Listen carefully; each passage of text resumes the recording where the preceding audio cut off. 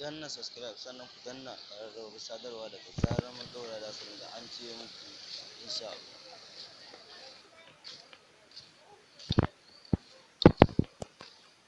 Assalamu alaikum wa rahmatullahi ta'ala wa barakatuhu.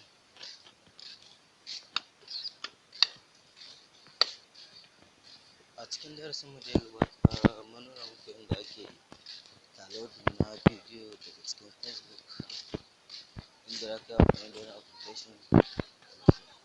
Yau insha Allah za mu nuna muku yadda za a yi ka maida bidiyo waƙa, kamar a cikin fim ko waƙa ta ma sai ka maida waƙar ko in ka cire waƙa daga cikin bidiyon ta Xender ba tare da an sha wahala ba. Yanzu za mu fara aiki, za mu nuna muku. To da farko dai za ka shiga Xender kamar haka.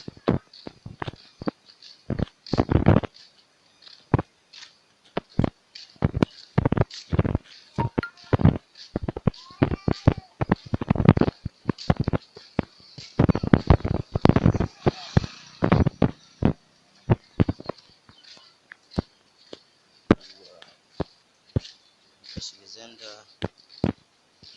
to yanzu ku gani a Xender misali, gani a Xender yanzu misali, za ka zo nan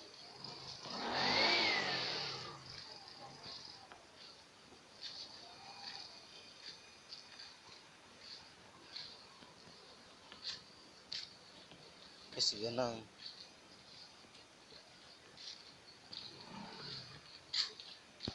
misali,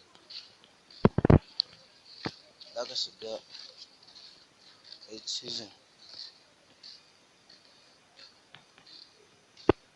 wannan, idan ka taɓa nan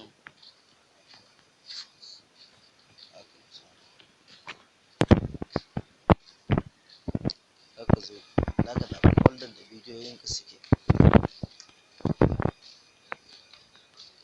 Yanzu misali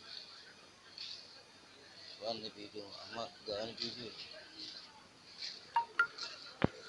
kaga yanzu yana subtracting, gashi nan yana tafiya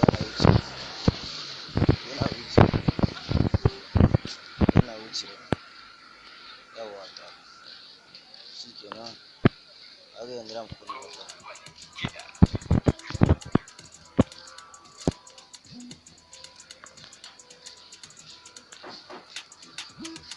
shikenan yadda zaka maida bidiyo waƙa. Amma bidiyon waƙar ya ma ka rasa waƙar kana so ka gode, sai a taimaka a danna mana subscribe sannan a danna mana like. Wannan abu ne zai ba mu ƙwarin gwiwar ci gaba da muku wasu, mu ringa jin ƙwarin gwiwa, sannan ko ta hanyar comment ma za mu ringa fahimtar ra'ayoyinku da kuma gyaran da ya kamata mu yi. Mun gode.